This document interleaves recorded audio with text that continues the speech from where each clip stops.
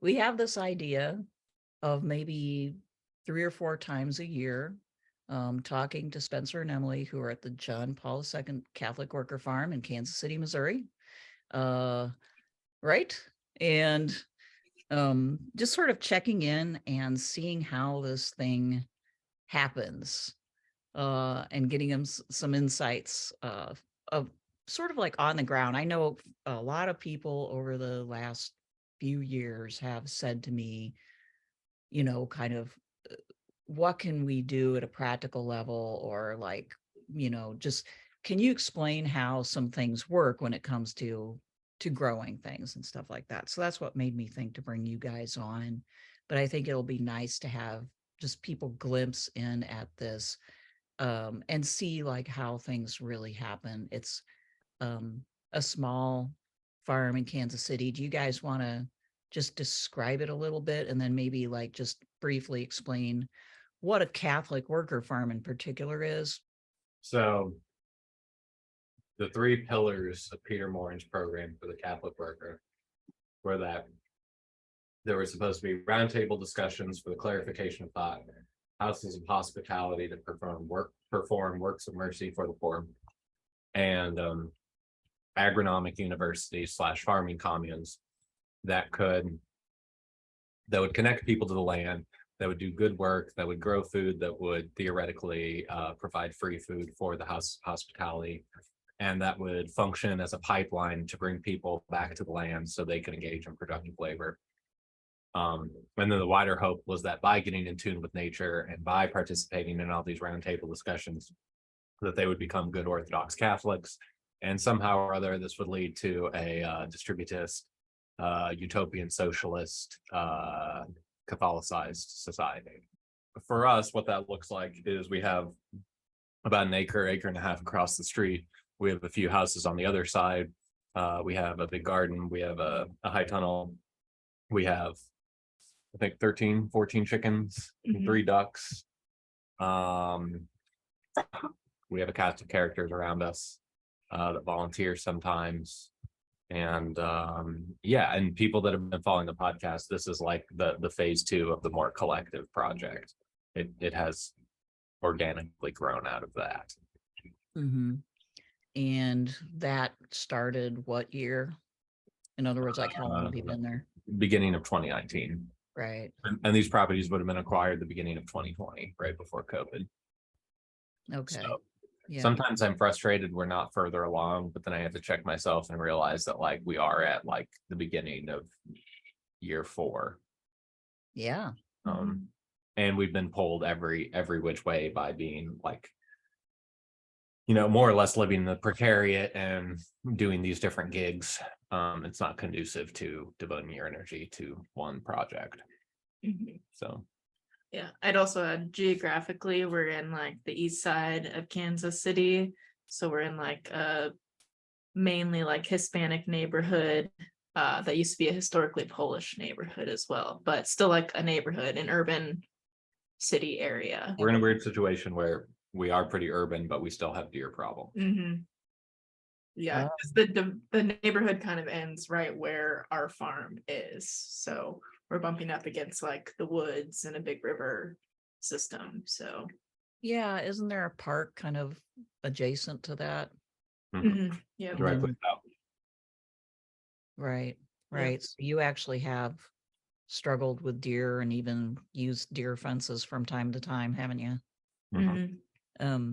So why did you decide to call it the JPII farm? So there's multiple things. When I was confirmed in August, he was John Paul II was my like patron saint. And Emily's is Saint Faustina, and we've kind of gotten into the like divine mercy story. And it's prominent at one of the churches we go to, or it's like the diocesan shrine for divine mercy.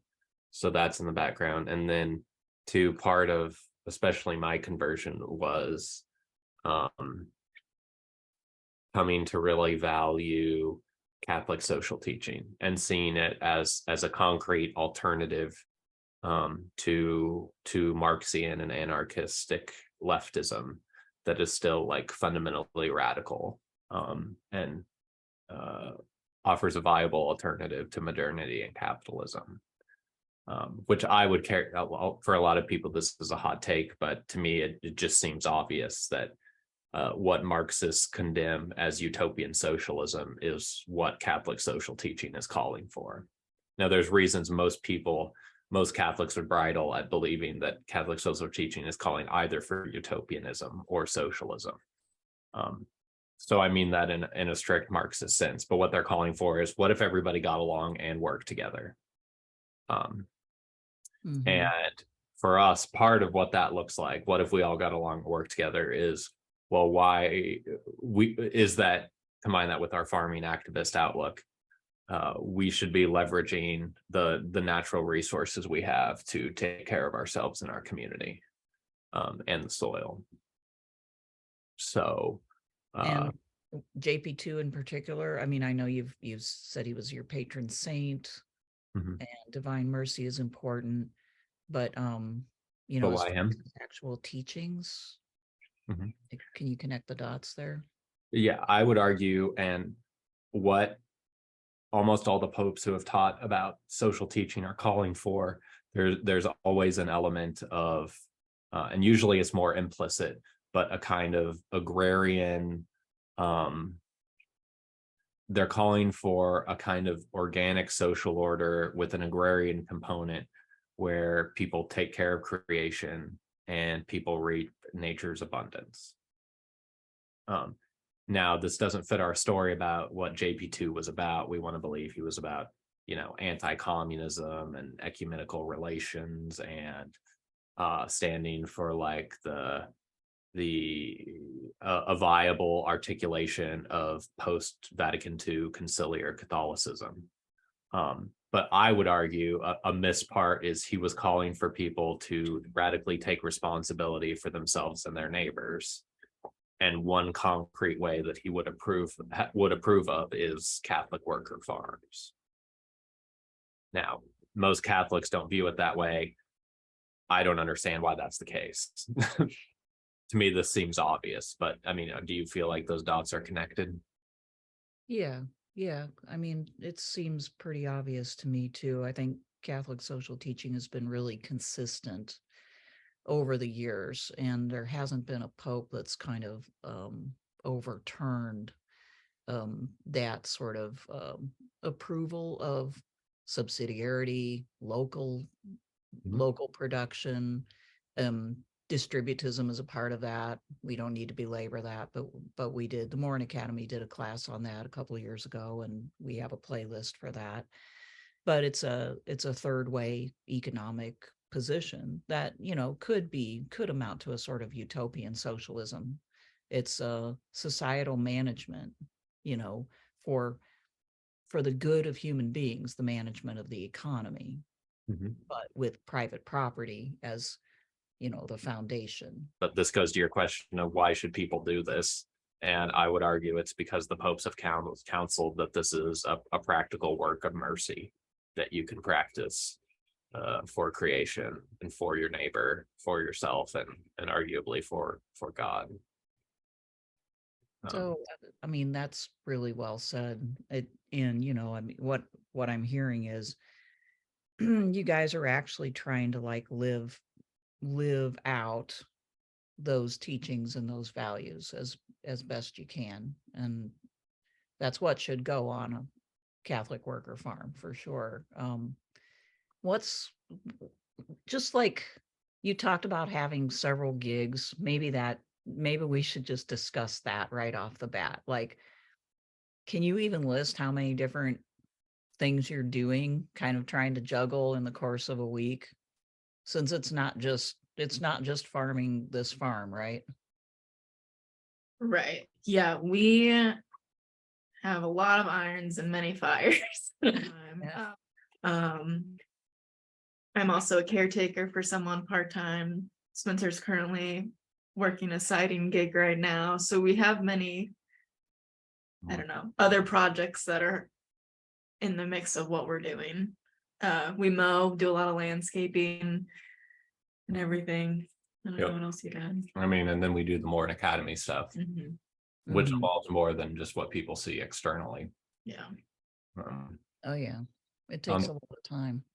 mhm.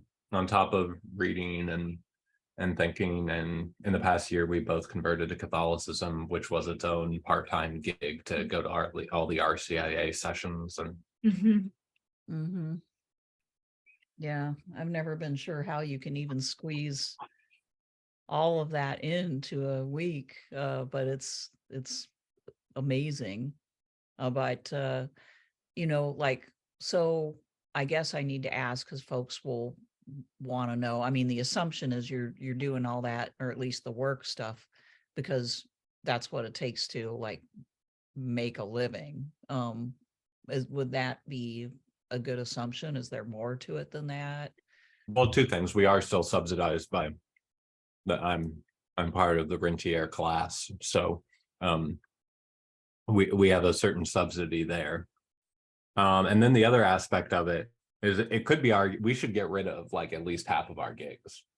If we're just thinking financially and in terms of like maximizing our time and energy, we should get rid of them. And the reason we haven't is because we're still trying to be like part of community society, be part of these scenes, whether they're Catholic or like local farming or whatever.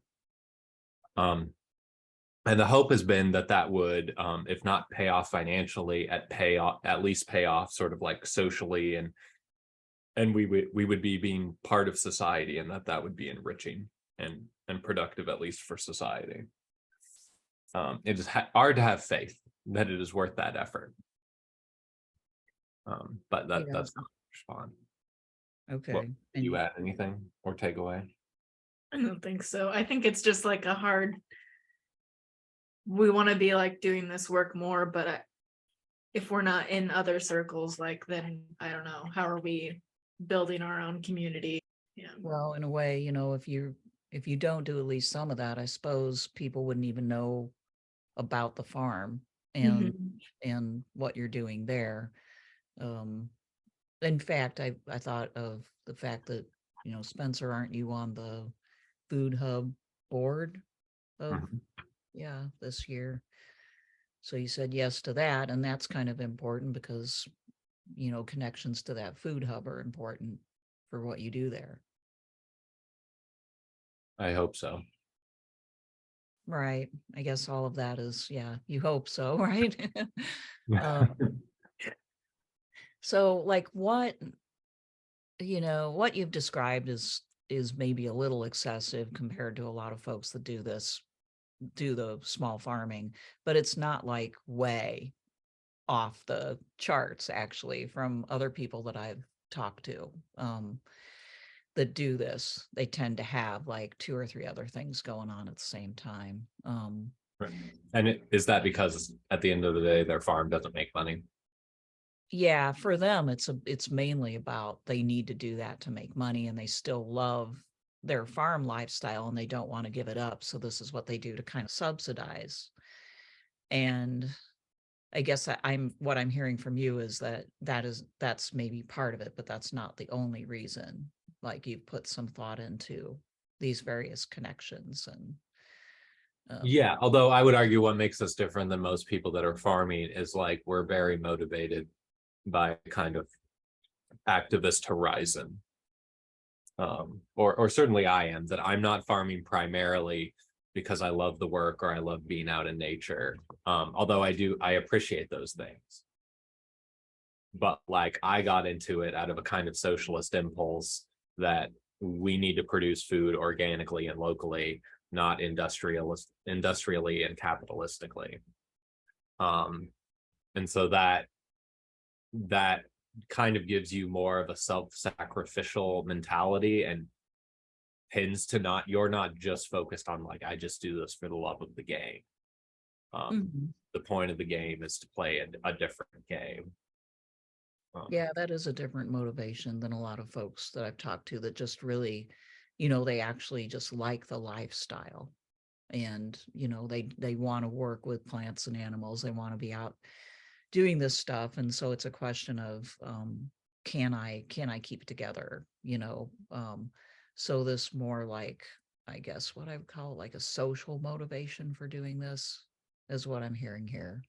But I mean, that kind of brings me to a question, another question like for both of you guys, which is, I think a lot of people like looking in on this type of operation think, oh, that's like good for them that they want to do that. But it sounds like a lot of hard physical work, like being outdoors and getting in, getting dirty, bugs, sun, heat, cold, and they don't want to do that, and they don't want to exert themselves too much. What do you, I mean, I guess what do you have to say to the many, I would say the majority of people who like shy away from that kind of work or see like indoor work as better? I don't know. I guess my immediate thought it comes to like they don't with the outdoor work, like if they're shying away from it of like they don't want to do it in their backyard, there's different scales that you could do this like, I don't know, manual labor at. And we're not even at that big of a scale. I mean, I would say people just need to get over themselves. That like, and I'm being polite, actually. Like I have contempt for the mentality that says, oh, I don't want to do something because like I would be uncomfortable. I mean, it's like this adolescent mentality. And I get it. I was there in middle school and well, in high school and significant parts of college. So I've been there. But like compared here, I mean, we talked about this in the post-mortem. Do you have an apocalyptic mentality? Are you doing things for if not your own good, at least the good of other people? Or is your comfort the only thing that matters? In which case you fit in great with a society where at the end of the day, we're about like gratifying our own desires. And then the irony is ultimately being unfulfilled and socially alienated and quietly desperate. And do people feel comfortably numb? A lot of them seem to. But would they not be better off and more fully actualized people if they got over themselves? And it doesn't even have to be like gardening, even though I insist that like that's important. And but just any kind of project, like it's not fun to exercise. It's not like it doesn't feel good in the moment to exercise or like practice charity towards other people or to garden. But there are higher level rewards that do follow, and then you get used to that, and then you come to like doing this type of stuff. So there was this sort of hump that you get over a little bit, right? That what you're describing is that you do enjoy it to a certain extent now. Yes. But you have to get over a hump. Right. Which is, I think, yourself. Or And I mean, at any given day, there's part of me that would still rather lay in bed. And there's a part of me that would like to just play video games and like eat pizza. But like I know that is not a healthy way for me to be, or nor is it healthy for the planet, or other people. And so I think in all sorts of ways, these projects are utopian because people can't get over themselves. Or take responsibility, even I think, for their own lives, let alone like, your neighbors or your neighbor's neighbor or your family. Or God forbid your friends and family. Yeah, exactly. Yeah. I was thinking, the only point at which most people sort of have to get over themselves, and only some do it, is parenthood, right? Like, and their jobs, kind of. Well, sort of, but are you working for yourself or you're working for like somebody else? And when you have kids, that's that sort of breaking point where either you decide that it's still about you and you become a bad parent, or it's actually not about you. And I would say it's probably about 50-50. That's as far as they go. But I will say, like, having kids is, if anything, will draw it out of a person if they're not so inclined to think of society. It's that. But you can have kids and never get over yourself too, obviously. So we sort of established why you're doing it. So like part of this is just to, get down to brass tacks, like what are you growing on your farm right now? And what happens with that? Well, currently we're growing a lot of alliums, which is in like the family of like onions, garlic, leeks, shallots. And most of those we planted last fall, knowing that our capacity was going to be limited for the early part of this year. So the idea of doing overwintering all these things is that it's going to at least give us till midsummer roughly before we have to do a lot of switching crops and everything. So yeah, currently we have lots of garlic, lots of onions, green onions, leeks, shallots. And and part of the mentality as well is that we burned out on trying to do diversified market gardens that are a lot of time and energy to handle. And that a lot of these crops we should be able to store. Mhm. So they'll be less perishable than a lot of greens. And so we can at least, if we can't grow everything for ourselves, and that's a very utopian thing, then we could at least not have to buy onions and shallots and garlic for a year.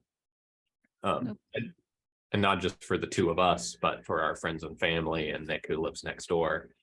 And you and your dad are going to get a lot of it. So Okay, good, because our onions aren't growing right now, so we'll take them.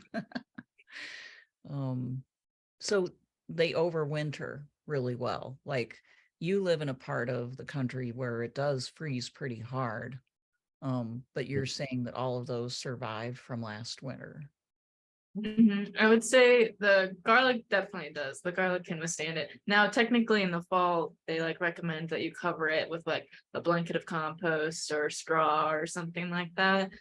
And most of the onions we planted did overwinter, but we did have like a day of like -20 degrees, which I think, and several days of -10. yeah, which definitely does affect the onions, but I don't know. Yeah, that was kind of weird. The deep dip in temperature, all of a sudden, I'm sure it caused some harm. So like later on, then when you have harvested all that, what kind of stuff are you going to plant? Which would be like what, midsummer? Yeah, June and July.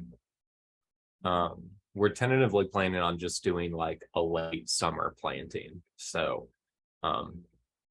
even things like tomatoes, for a lot of people, this is like sacrilegious because you plant your tomatoes just as soon as possible so you can get like the maximum amount of production. But we will still get that like first flush of a ton of growth, and then we'll still get a good amount of tomatoes. And for us, since we're not trying to just like break the bank by growing these tomatoes,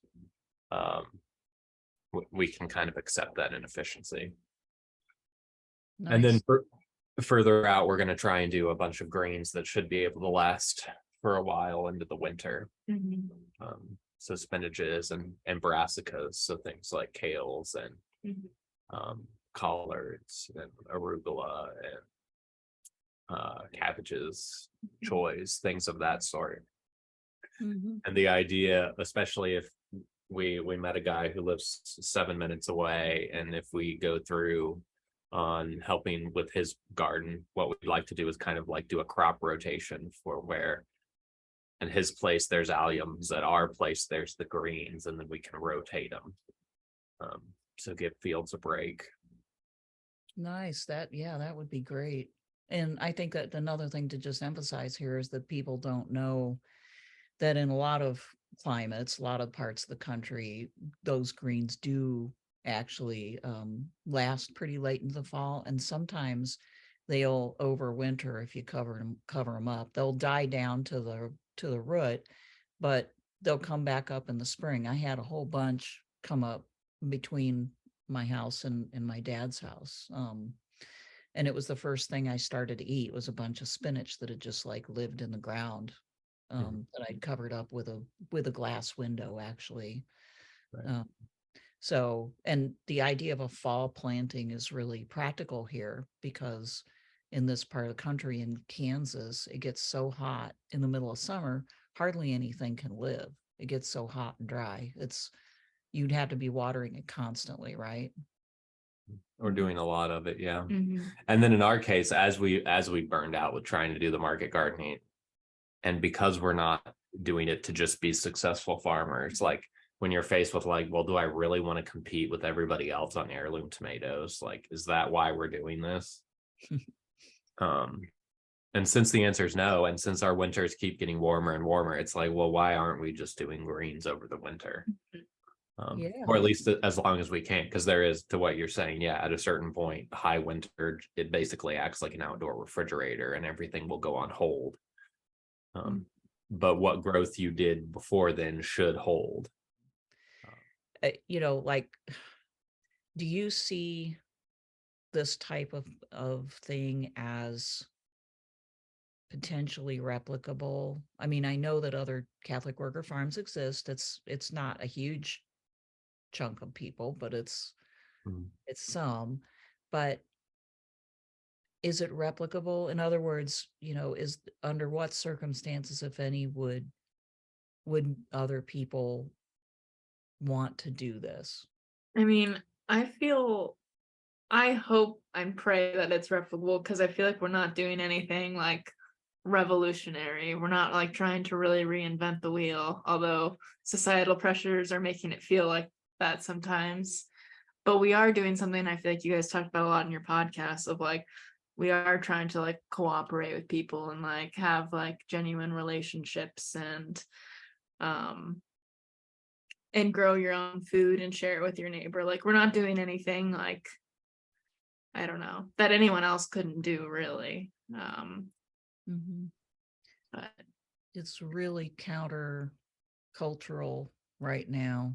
yeah, I hate that term, but I can't think of another one to use right now. But it's so goes against the grain and tendency of our society that it seems like something really radical when really what you just articulated is something close to the American ideal of not that long ago, you know, um, close human relationships, helping out your neighbor, uh, kind of wholesome work. Would that be like um, a way of describing this? Because there's ways of working that make more money, but make that money in a sort of mysterious voodoo like way, compared to this sort of straightforward way. Not that you guys are primarily making money doing it, but like, or even that that's your goal. But you know, I guess I'm trying to articulate like there's ways of working that are kind of straightforward and honest. And then And there's then most ways of working that in Marxist terms involve exploitation and alienation. yeah, Yeah. right. If not oppression and outright exploitation and violence. I think Yeah, that's what you're getting at. that's what I'm getting at. Very, very muddled, you know, with all of that. That's most of our work. And for many of us, we can't even see like the direct results of our work, right? Like we can't look at and say we're the author of that, or, you know, we don't know even who the prime beneficiary of it is, if it is beneficial. And some people make money off of money, right? And then have no idea what their money is doing, including myself. I've got a retirement plan, right? Like so many other people. I have no idea what that is doing.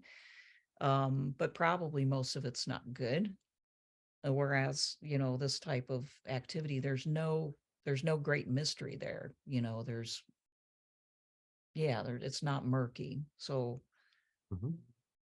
Which is part of why it has such romantic appeal to a kind of like sentimental conservatism.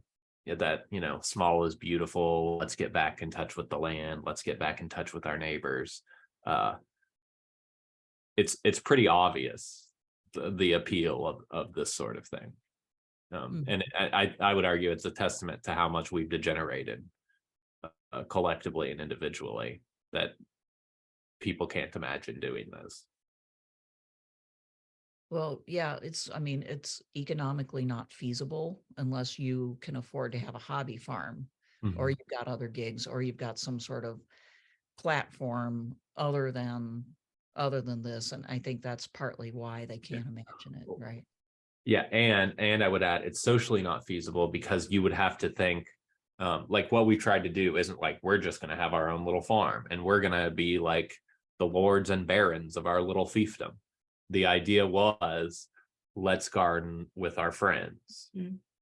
And that changes, and part of this too is most people don't have friends. Or they think they have friends, and then if push came to shove, they would find out. But I insist, I don't understand why if 5 people just, it's occurred to me lately that I guess I'm taking for granted a kind of baseline asceticism, because what you would have to say is these 5 people are like, I'm not going to spend as much of my money entertaining myself or amusing myself, like going to raves, doing frivolous stuff. They would have to say like, I'm willing to sacrifice that stuff so that I can help out in this collective project that will benefit myself and other people. Mm-hmm. Yeah, I think good friends is what you're talking about there. I think most people don't have those kind of tight friends, or not very much of them, that, you know, not very many of them that will actually come through and consistently work with you for some, you know, greater good or the collective good. And so without that, it becomes hard to then basically, unless you do something like what you've done, which is through all these various means, keeping this going and kind of conceiving of it as a work of, in a way, a work of charity, right? And I mean that in the real sense of the term, not the other kind. I think it's a species of privilege to have the grace to like have in your heart to want to realize that charity. I've gradually realized. I thought it was more or less normal, or you could reason people into it. The evidence seems to indicate that that is not the case. You know, I'm thinking it's so much more, I don't know, interesting and alive to do something like this than most of the things that people could do. I think people trade in a lot when they go for 100% security. So many of us do. If we have like the privilege of even being offered security, you know, the trade-off is often boredom, which is really pretty deadly to people. You know, I think that's partly why there's so much, you know, anxiety and depression and suicide going on, is just like sheer boredom and a feeling of purposelessness and meaninglessness. Um, and you know, this type of thing is hard. It's often disappointing, but it's also interesting and exciting and meaningful. And I think that's why, I mean, it'd probably be kind of hard for you all to get like super depressed. I'm not saying it isn't possible because of the way the world is, but like, but it, let's put it this way. It might be easier for somebody sitting behind a desk with an office job that they aren't sure, you know, even what's going on in the bigger picture. It might be easier for somebody like that to get depressed simply because it's kind of boring and they're not sure what they're contributing to. Mm-hmm. But Yep. that's what most of us have to do. Mhm. Sure. All right. And for me, the tragedy is if enough people got together and said, okay, some of us will do this, but let's go in on this project on the side and we'll support some of you not doing this.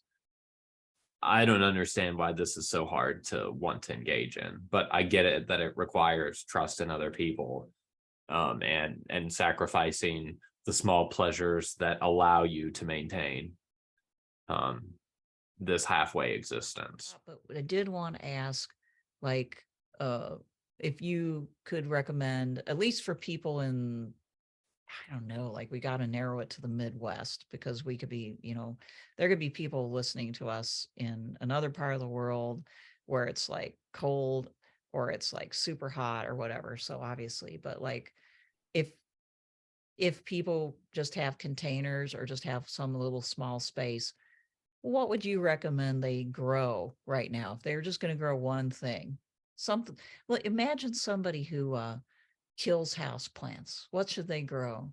Spinach. Yeah. Spinach is super hardy. You can pick off of it multiple times, like it'll keep growing. Yeah. My first instinct is spinach or green onions. I don't know. I mean, green onions tend to be pretty hardy. Yeah. Okay. I'm also a big, I mean, if you can kill things, you can kill it, but I'm a big proponent of people just doing like cherry tomatoes Oh, because yeah. you know, you can trellis them up so they don't take too much square footage. They're easy to eat. You know, if you have them on your front porch or something, you can just walk by and pick them, and they're super sweet, sun golds or something like that. Yeah. You guys just basically described a salad here. So like if people really wanted to get ambitious, they could do all three. But if they had to do one, maybe like I like the spinach uh because they could just, it grows and they can continue to pick it. And the tomatoes, because they're so like, I don't know. I just think tomato plant is beautiful too. Mhm. I'd also, around this time of year, at least like where we live, the lamb's quarter is coming up. So I would say people don't even have to garden. If you just Google lamb's quarters, go out and find it, you'll find huge patches of it. Mhm. They Yeah. taste kind of like spinach. Yeah. They're more nutritious than spinach. Go pick some of that and like put it in your salad. Yeah. There's so many weeds that you can actually eat. Uh-huh. I've got lamb's quarter growing in my yard right now. There's a big crop of it and some spot that wasn't growing any grass. And I'm going to let it get to be about, I don't know, a half foot tall, not very tall. And then I just go out and I pull it up by its roots. Before it gets tough, you can just basically like cut the roots off and cook it without pulling the leaves off. Because the one thing about lamb's quarters that's a little tedious is picking the leaves off. But if you pick it young enough, you don't have to do that. And it's so mild and tasty. It really is good. Mhm. So, yeah. Well, maybe next time we can talk more about that kind of stuff too. There's a lot left to talk about, but we're going to do these 3 or 4 times a year, like I said. And, maybe we can talk about permaculture, foraging, who knows what.